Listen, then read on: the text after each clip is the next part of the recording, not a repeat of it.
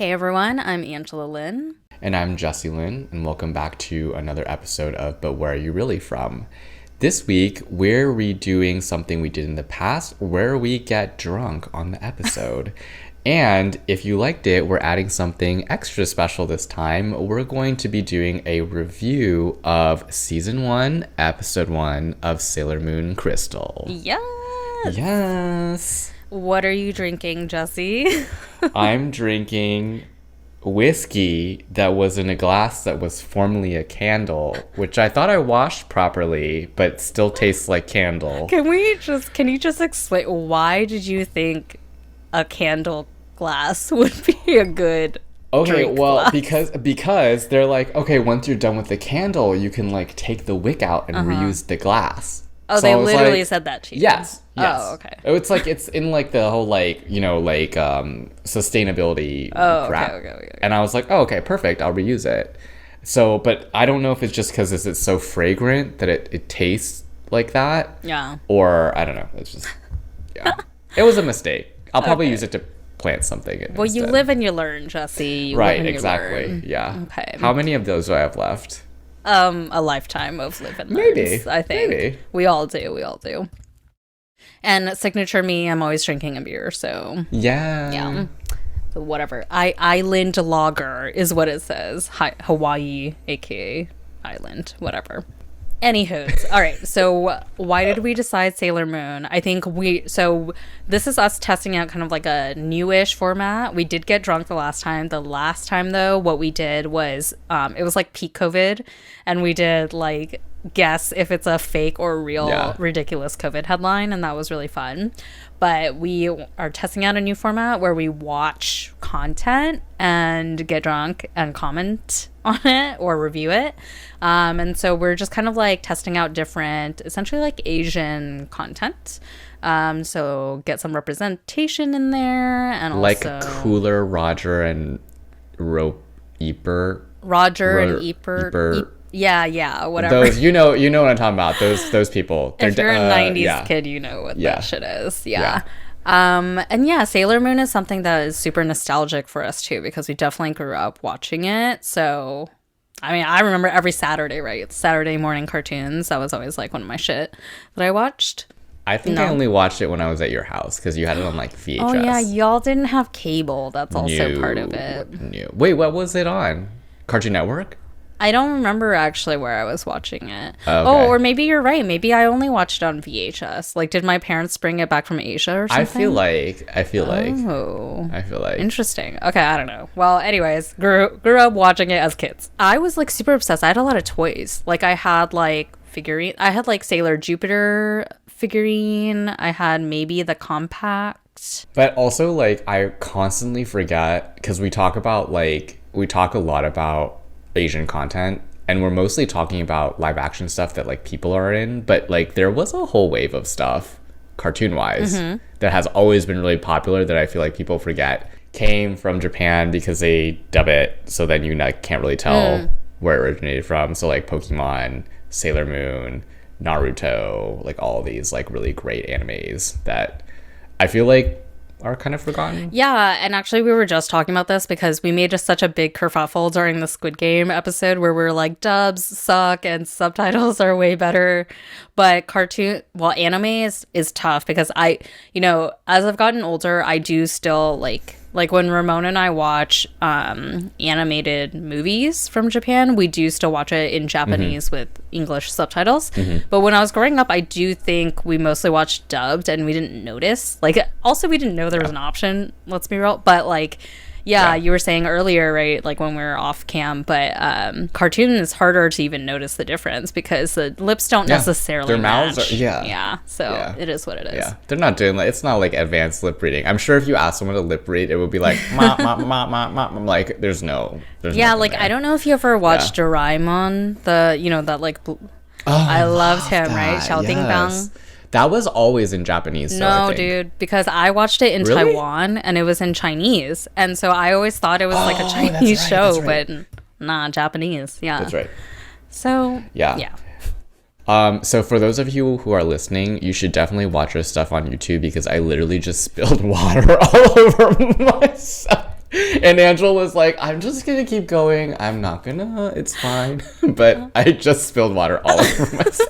And let's be real, this is like not a like first time occurrence type thing. Like we're always doing random shit on camera that you can't tell if you're only listening to the audio. But yeah, that's a good plug, is like if y'all haven't noticed, for the last like 12 episodes or whatever, we started doing YouTube. We started uploading our videos to YouTube. So go there and check it out if you prefer to see our antics live or quote unquote live. At home with the two of us in two different homes. Our adopted child that lives in a virtually different location than either parent. Should we get into it, maybe? So yeah, Sailor Moon. So for those of you, I don't know how many people watch Sailor Moon, but like preamble for Sailor Moon, like basically it's like kids in middle school who are called to fight evil because their past lives like were like these like warriors and stuff. And they have magic powers. And they're each one is a different planet, except for Sailor Moon, who's the moon. Yeah. And the moon is like the most powerful planet for some reason. Like, it's just very strange. We never questioned any of this shit either when we were growing up, so let's just honor that. But yeah, okay. So I think we're gonna pick apart things that we just rewatched. Yeah, season 1, episode 1, which we talked about, is essentially a reboot of the original. Like, it's actually plot-wise the same as the original. Maybe they tweaked some things, but, like, pretty much the same. And certain things jumped out at us as we were rewatching it, so I think that's what we'll discuss. The first of which is that you mentioned that they're quote-unquote kids. This is the most ridiculous thing now rewatching it as an adult. I'm like, you are a full-grown woman. Like, all of them are drawn like they're fully grown women with huge, you know, like the boobs, the hourglass, like 8-foot long legs and like sharp noses and beautiful lashes and all that shit. And I'm like, you're 14? Okay. Yeah, and also they all look the same. I mean, like, I feel like I noticed it less in the original series for some reason, but in this new one, they literally all look the same. It could be literally like Tilda Swinton anime wearing different wigs. Yeah, I think if you actually put every character like side by side, you would notice that the only thing different is you're just mixing and matching hair, eye color, and outfit, but like face and body exactly the same. Yeah. Yeah. And so speaking of that, like the hair and the eye color is wild. Even in the original one, it was wild. Like I was like, none of these people have like Asian people hair or Asian people eye color. They all have like weird, wacky colored hair. And I feel like I never questioned the fact that some of them had like blue hair. I was like, oh, work. They just have blue hair. Well, yeah, there are like wacky ones, but can we also talk about like why is the default that they just look white? Like Sailor Moon is blonde, so is Venus, and then others even that are brunette, it's like very clearly like white people brunette, not Asian people brunette, but they're supposed to be in Japan. They're speaking Japanese. So like why do we think that all anime really is like defaulting to make the characters look Western? I don't know. Do you think it's like a bad boy thing? Bad boy? Like maybe they're not actually Western, but they're, I don't know, edgy because they have different color hair. I don't know. Like it's like Naruto also has blonde hair, but he's like actually in Naruto everyone else looks fairly Asian-ish, but he's like the only one. He has blonde hair. But yeah. Don't you think there's a little bit of like, I'm not trying to like make everything about race, like that's boring to make everything about race, but like it is a little bit, for me, I think it's a little bit of like, because it's supposed to be a fantasy, right? Like it helps them stand out and like feel, I guess, a little special. Like if Naruto is the only whitish person and everyone else is Asian and he's the main person, like, don't you think there's a little bit of like glorification of like Western, blah blah? It's just a little weird. I don't know if it necessarily is glorification of it, but it's more just like it's more noticeable. Or maybe because I said the word fantasy, like maybe it's because entertainment is supposed to help you like escape. And maybe if they look too Asian, maybe like it would not help the Japanese audience, which is who this was originally created for, like escape their day-to-day enough. Maybe. Well, the things I can't say about Sailor Moon, because I feel like what I wanted to say was in Naruto, I can see why they did that for him, because in most of the series, he's like an outsider. Like literally, they're like, you're an outsider, like you don't belong here, because he's like the host of this magical creature that's like really dangerous. So I can see why they gave him that look, because it paints him very clearly as an outsider, right? Like he doesn't look like everybody else either. But for Sailor Moon, I kind of, when we watched the first episode, like even her friends look kind of like different. Her mom has purple hair. Yeah, exactly. So like I was gonna say like, oh, maybe it's because like they want to make them look a little bit different because they are aliens, but no, but they're not all aliens. Like, because her friends aren't. No, that's what I mean. I was gonna say like maybe it's just a cast, like the Sailor Scouts, but then I was like, oh, the friends too.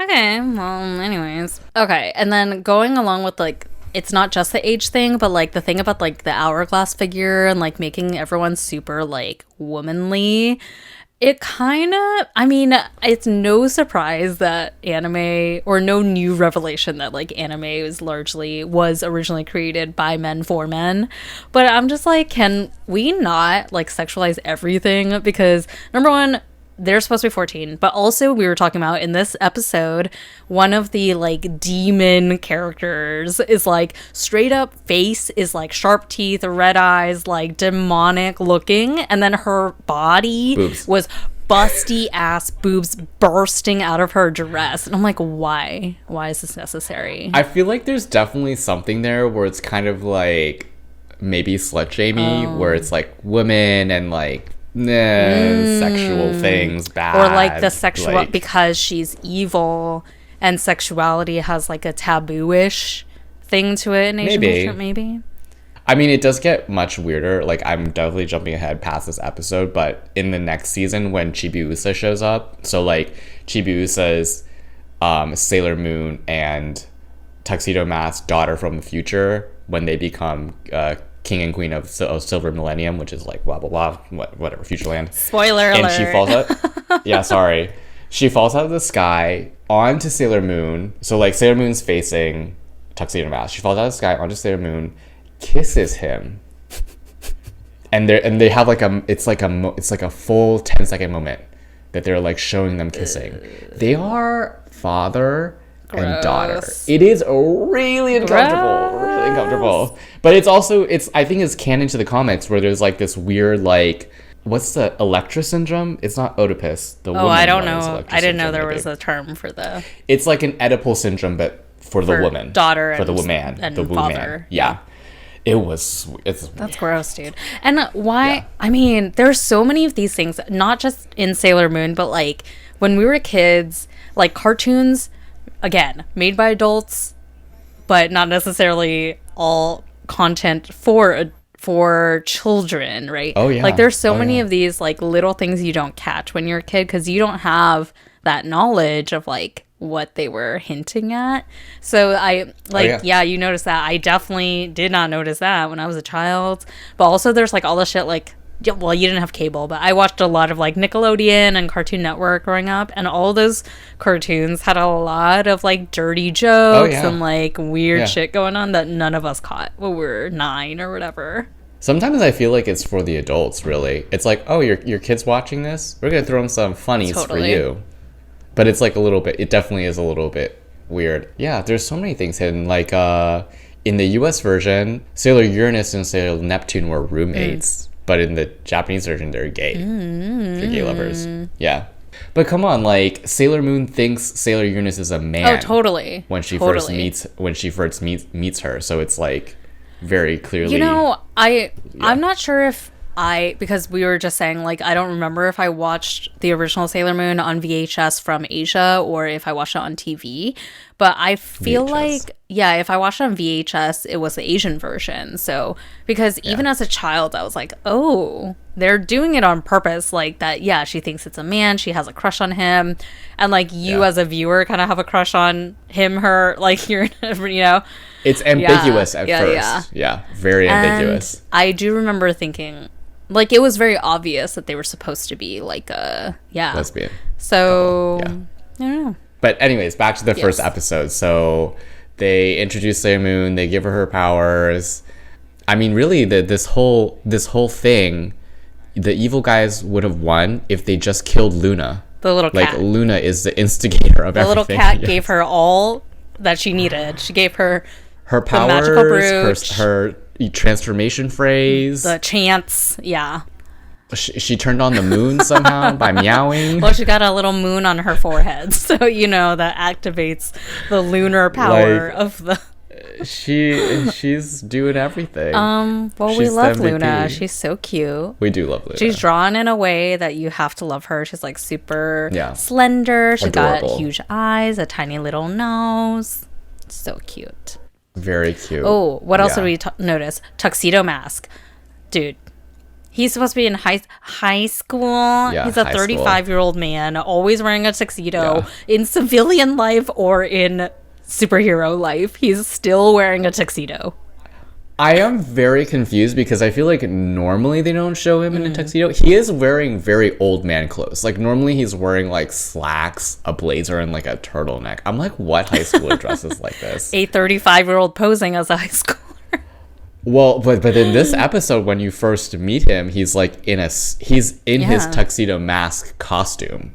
Yeah. Without the hat and the actual like glasses No hat, stuff. no masquerade mask, no cape. But he's wearing the full Yeah. suit with the little like brooch Yeah. thing. So I'm like, this isn't much of a secret identity here, sir. This is literally, it's me recycling outfits when I go to parties. I'm like, this is a cowboy. It's the same outfit just with a cowboy hat. And then I go to the next party and I'm wearing a police hat. And I'm like, I'm a police officer I mean, now. and again, one more thing where it's like unbelievable we didn't question these things when we were children. It's like, who would not have noticed that he's the same freaking person? Oh, yeah. And also, even Sailor Yeah. Moon with her freaking meatball hair, like the meatballs Yeah. on her head. No one else has that. Just like 6 feet long hair coming out of those meatballs.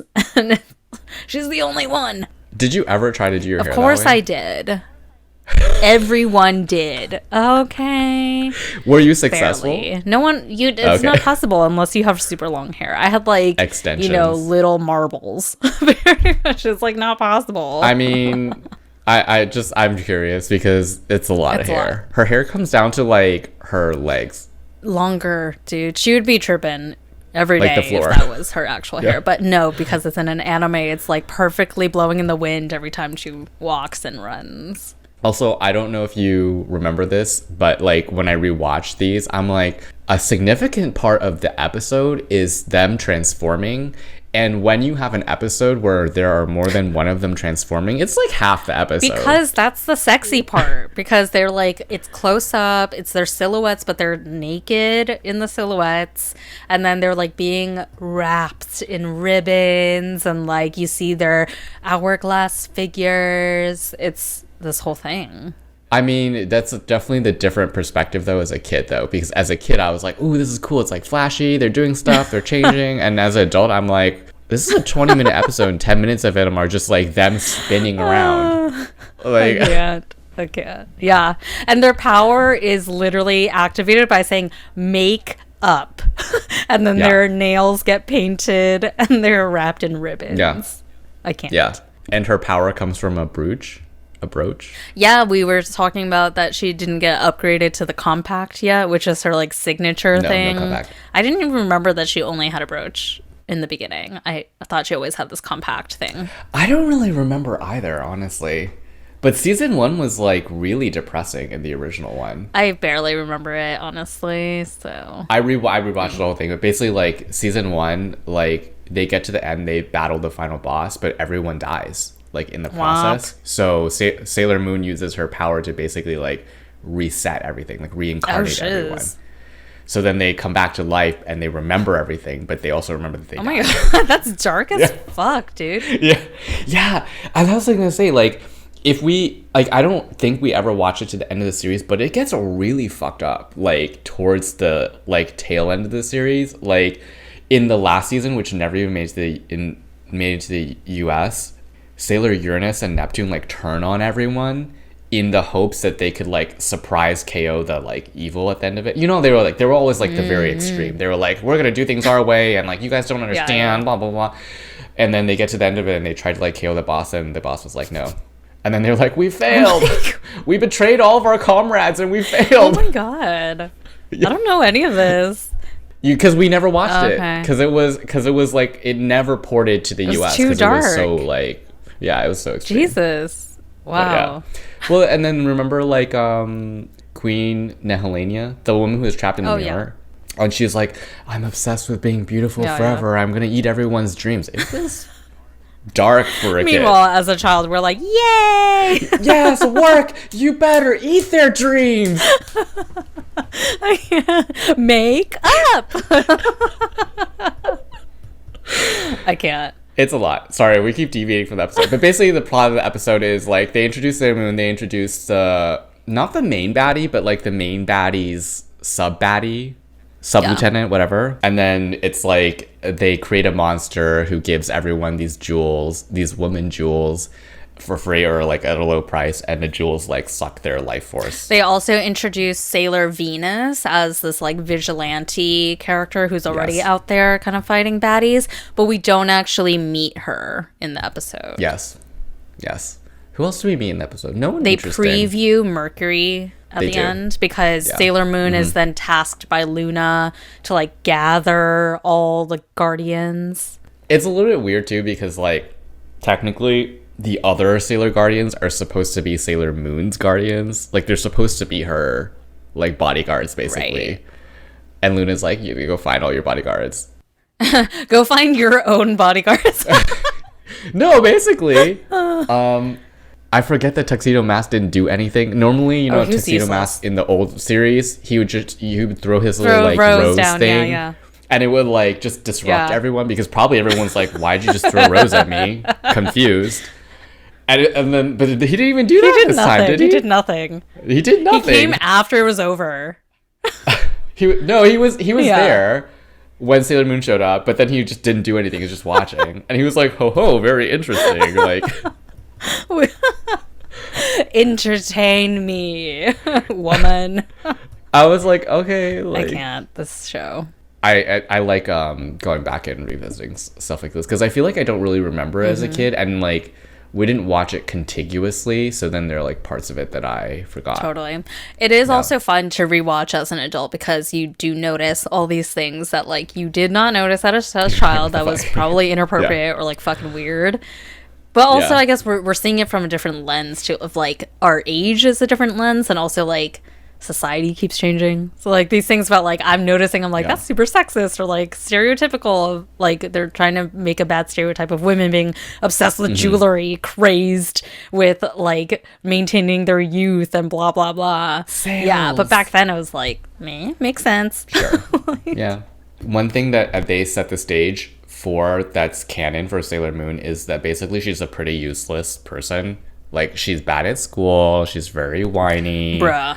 She is just like daydreaming all the time.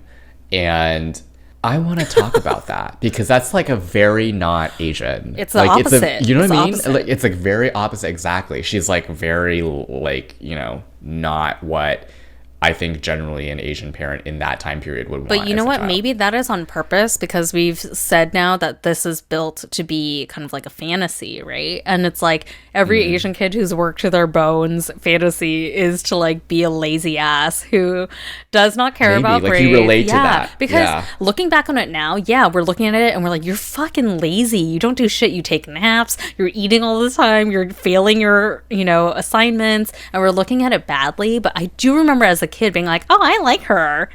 She's like so fucking useless. Work. She's like crying all the time. She's hungry all the time. I don't know. I think it was a release of like, oh, I don't get to be this person. So it's kind of nice for a protagonist to be that person. Yeah.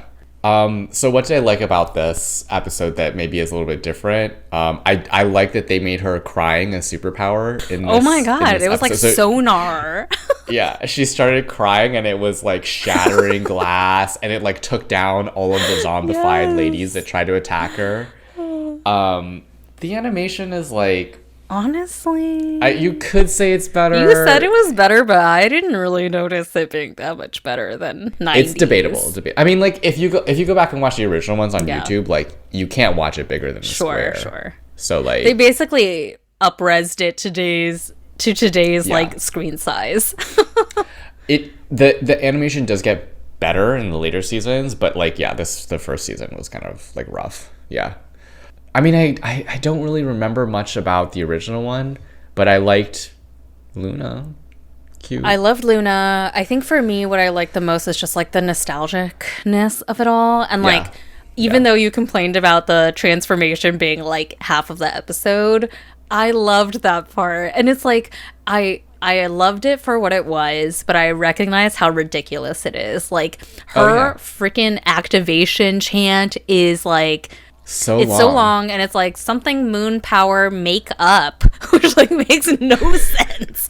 But I was like, once I heard those words, I was like, yes, like, because I remember her saying it when I was a kid, and then like it being her, you know, like 180, because like we just said, she was so freaking lazy and like useless in her day-to-day, and then suddenly when she says these like ridiculous words that don't make any sense, she like becomes a mature like elegant version of her. Oh, I know what I'm doing with my life. I know how to use my powers all of a sudden. I don't know.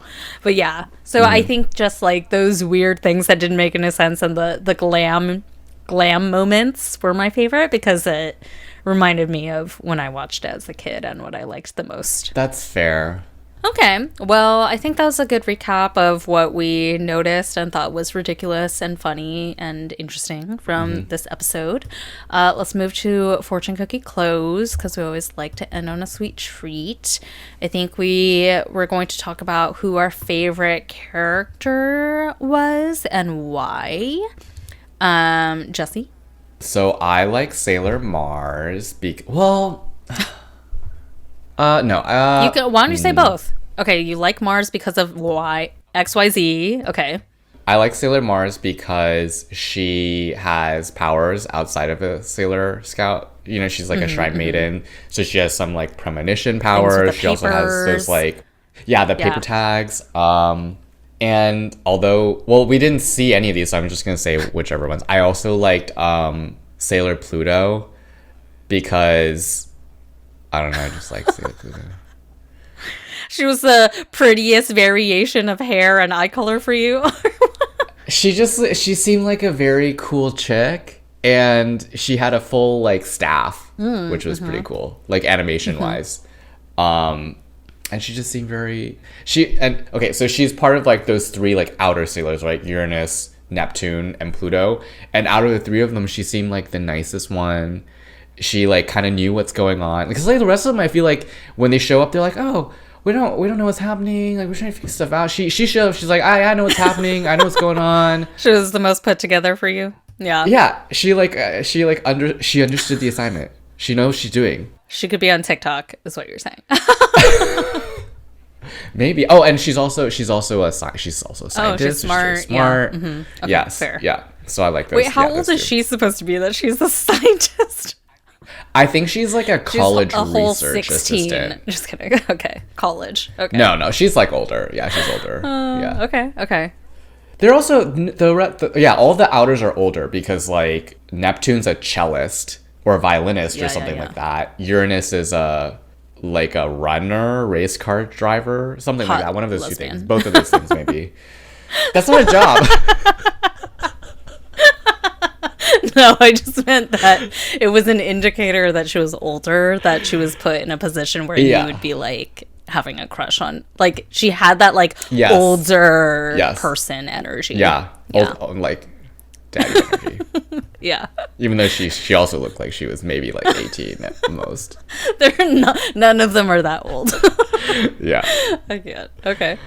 Jupiter was my fave. Although when you said Mars, I was like, actually, I did really like Mars, because she had, when she was in her like the temple, version of her, I really liked her outfits there. She had those like really pretty gowns and stuff. The Shrine Maiden outfits. But no, I like Jupiter because she was a badass. She was like the sporty one.